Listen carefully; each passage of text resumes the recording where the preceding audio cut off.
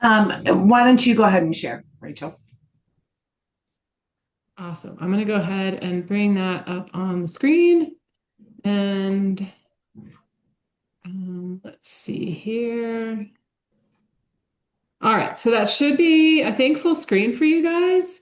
Um, I guess someone speak up if not, because I don't think I can see all your Yeah, faces. it's good. Um, Great. So for those of you I don't know, my name is Rachel Zarowin, and I am the communications manager, like I said before, in introductions for Circular Action Alliance Colorado. And I know we did intros.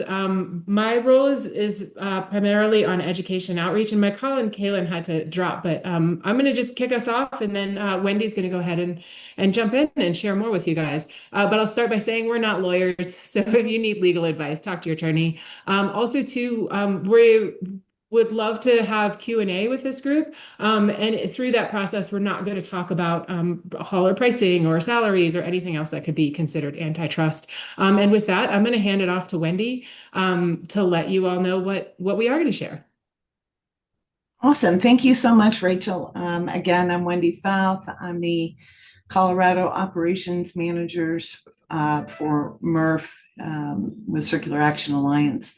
And our agenda today, we've gone through our welcome and overview. We're going to talk a little bit about producer preparedness, producer responsibility in Colorado, and then we'll do a little bit of Q&A. So what is producer responsibility? Extended producer responsibility is an approach that shifts the financial and operational responsibility for the end-of-life management of a product from local governments and taxpayers to the producer. EPR laws for paper and packaging require that producers, brand owners, retailers, restaurants, first importers to either partially or fully fund the collection, sortation, processing of the items that they supply to these states. EPR due structures can incentivize design choices that minimize waste and environmental impacts. So the role of CAA Colorado as the PRO, or the Producer Responsibility Organization, is it's a producer-led nonprofit organization that provides producers with compliance services to help them meet their obligations under Colorado's EPR laws, as well as other states. A pro is responsible for developing and implementing a program for managing covered projects, which is what we're working on in Colorado. And the plan is reviewed by the state appointed advisory board and approved by state regulatory agencies, the CDPHE. So packaging EPR in the US, this is just a map of the states where CAA is active as the pro, and where EPR has been enacted, and where states are in the process of their needs assessments.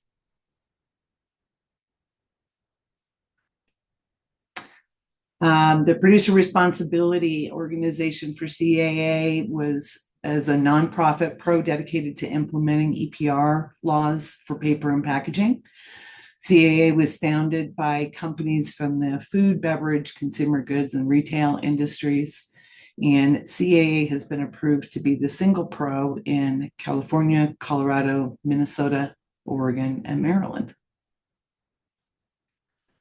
Our mission is to help producers comply with EPR laws and deliver harmonized, best-in-class services, and work with governments and businesses and communities to reduce waste and recycle more.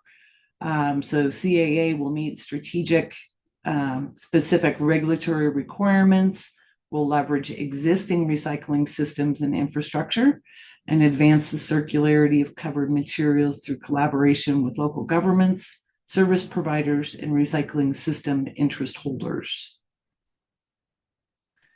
So the producer registration and preparedness, CAA producer compliance journey, we just completed the first part of that journey with producers enrolling into the reporting structure, which ended July 31st. And the resources that CAA has developed to support producers. Oh, we go back one. Thanks, Rachel. we intend to roll these same type of reports resources out to service providers and collectors as we move through the program. But we have been able to um, produce documentation to help producers through a resource center and through a series of webinars for producer onboarding and registration and budgeting for EPR fees. For registered producers, we've done a lot of information systems and education and reporting workshops, reporting guidance, and have a producer portal.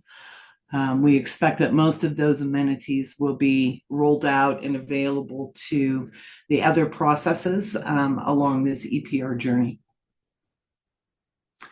So as I think I already stated, I jumped a slide ahead, but producer reporting closed on July 31st, and Circular Action Alliances is currently working on verifying all that data.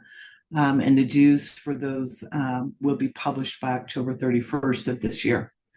So we're making really good progress. Producer responsibility in Colorado. I'd like to take a moment to recognize our Colorado operations team. Rachel, thank you so much for kicking us off with the meeting. Rob Ritz is our director of operations, and his primary role is to keep all the rest of us working on projects to get this across the finish line from an operations standpoint. Kaylin Stovall is just recently come on board with us as the operations manager for materials.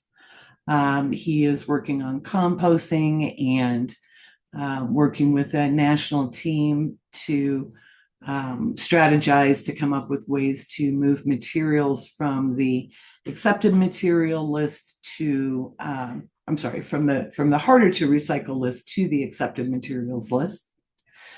Again, I'm Wendy Fouth, operations manager processing. Morgan Bachman is our awesome operations coordinator. She keeps us all in line and makes sure that we stay in the know with the team, so everybody's got eyes on what everybody else is doing. Moana Sato is our technical specialist. She works behind the scenes a lot, and we are currently accepting applications for operations manager to work with our collections teams.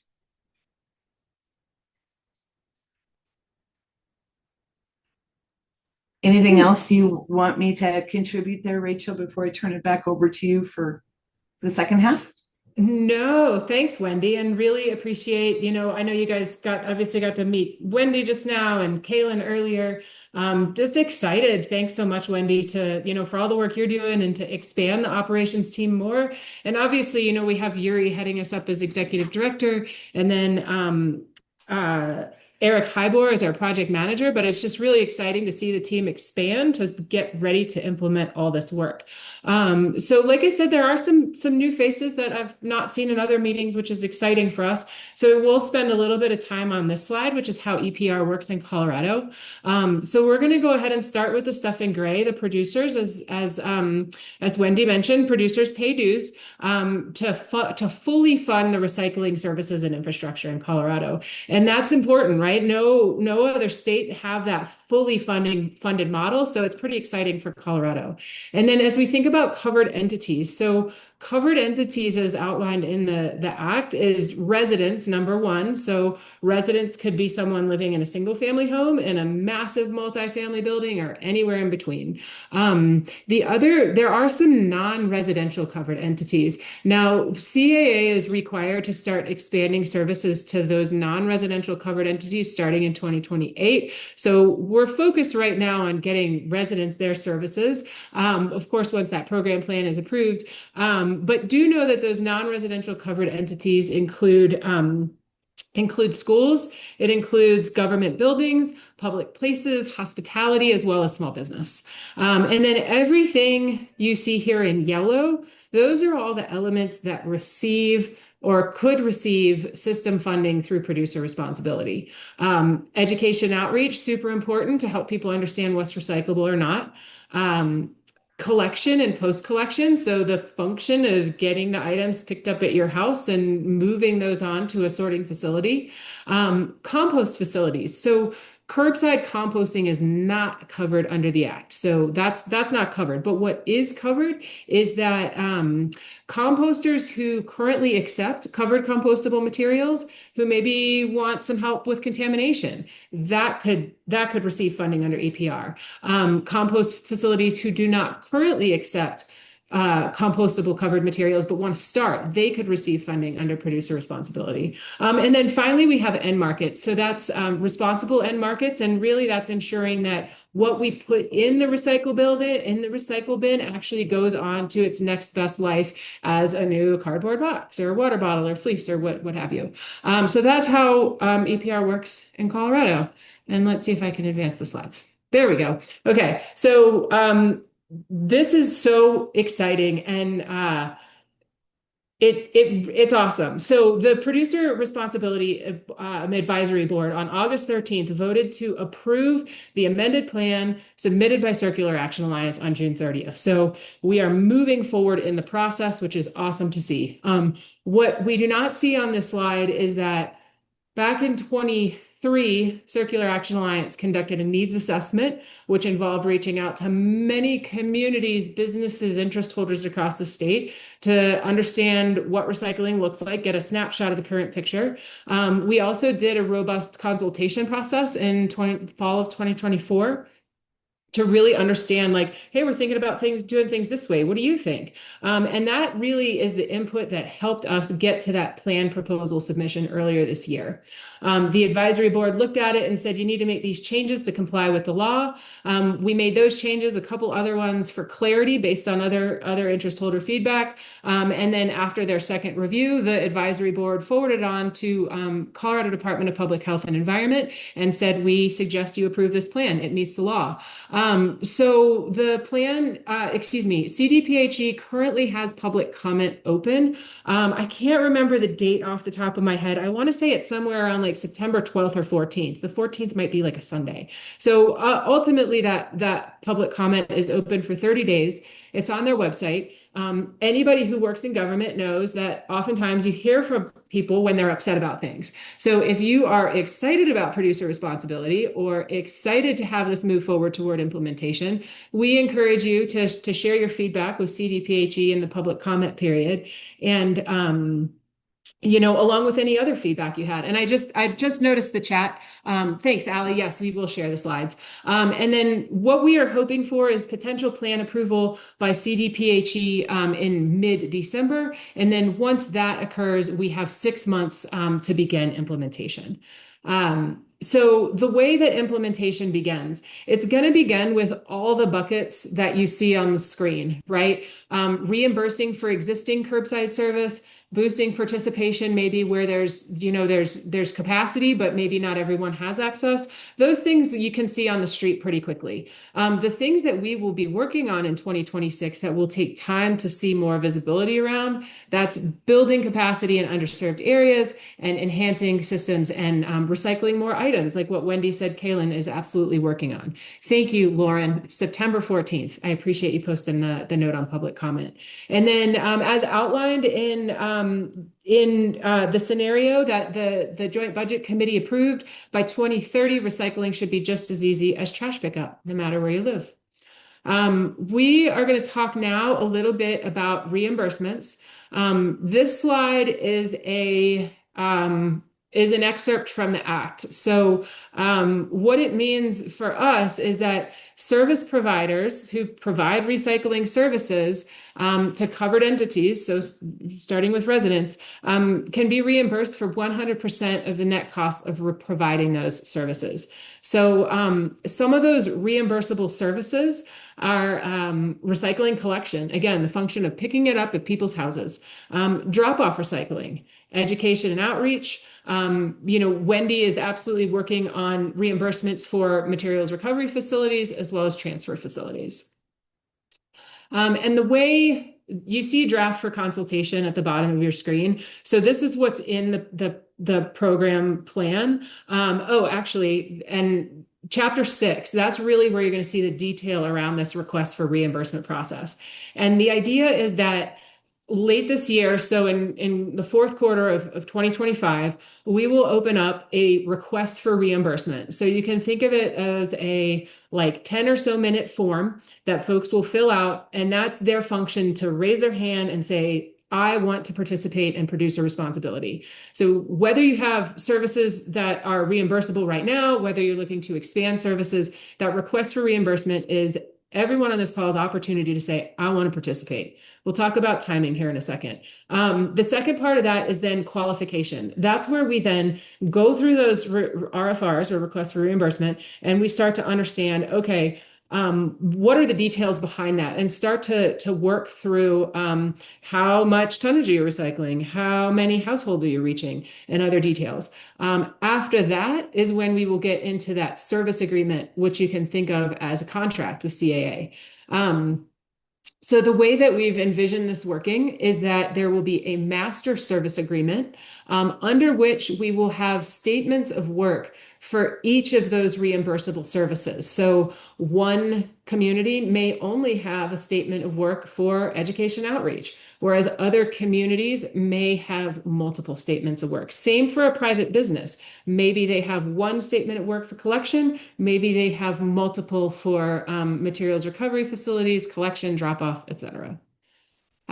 So the way that we are thinking about the request for reimbursement process is that there will be three separate requests or RFRs, right? So the processing one that Wendy is working on, that we're expecting to issue that in quarter four, along with the local government requests for reimbursement. So again, expect those opening later this year, whereas in open market community, so this is a scenario where not everyone has recycling service. That's how it works in my town. I have to call up and say, hey, give me trash service or give me recycling service. So that's that open market scenario. And requests for reimbursement for those private businesses that operate in the open market, those RFRs will open in quarter one.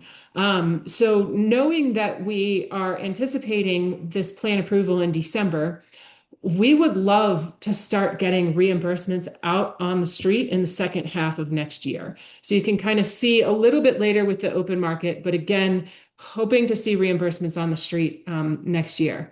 So as we think about readiness, right? I suspect that Circular Action Alliance is going to continue to work with Recycle Colorado and work, publish webinars on our own website to help people understand what's coming. What we do know now is that while certain details will not be necessary to fill out the request for reimbursement, once we get to that qualification and contracting phase, we're going to need to have some specific data, right? Because producers are paying dues to cover the cost of recycling. So we need to know how much does recycling costs, then isolated recycling costs. And in a community with pay as you throw, maybe that means isolating recycling from trash costs. In a community with drop off, maybe that means isolating the cost of recycling those covered materials from, maybe you also have food waste or yard waste at your drop-off center. So we really need to know what are the costs of those recycling services that are covered under the Act. Other pieces, like I said, number of households served, tonnage collected. Another thing to think about for folks that are working for a local government is what are those steps and approvals that you need to take to establish a contract? Maybe you need to engage legal, finance. Does it need to go by council or board of county commissioners? So all things to start thinking about. Again, these are not required to complete the RFR. However, they will be required as we get into that qualification process in Q2, 2-3 of 2026. So what are the best ways to prepare? Like I said, chapter 6, and we can post up awesome. Thank you, Wendy. Posted a link to the program plan. Check out chapter 6, because that goes into a lot of detail. For example, one question we get a lot is, are carts reimbursed under the plan? Carts are potentially ineligible expense for collection, right? Again, we need to get through the contracting phase to really understand what the details of each jurisdiction service agreements are, but fundamentally, carts are an eligible expense. So check out Chapter 6 because there's a lot of detail in there. The other piece, like I said, consider how your community wants to participate. Maybe when it comes to education outreach, you already have staff doing that work and it's an easy win. Or maybe for some jurisdictions, you don't have staff and you're like, I want CAA to do this on my behalf. So things to start thinking about. And then finally, I'm going to have a QR code. Check out the education outreach webinar and also sign up for the newsletter because that's how we're going to issue the requests for reimbursement. So that's how you will find out about it. And then for the education and outreach webinar, thanks, Wendy, for posting that. So that's September 9th from 1 to 2. Let's see. I think that's all we had today, mainly because we wanted to hear from all of you. So I'm going to stop sharing. And I think we'll probably stop recording for the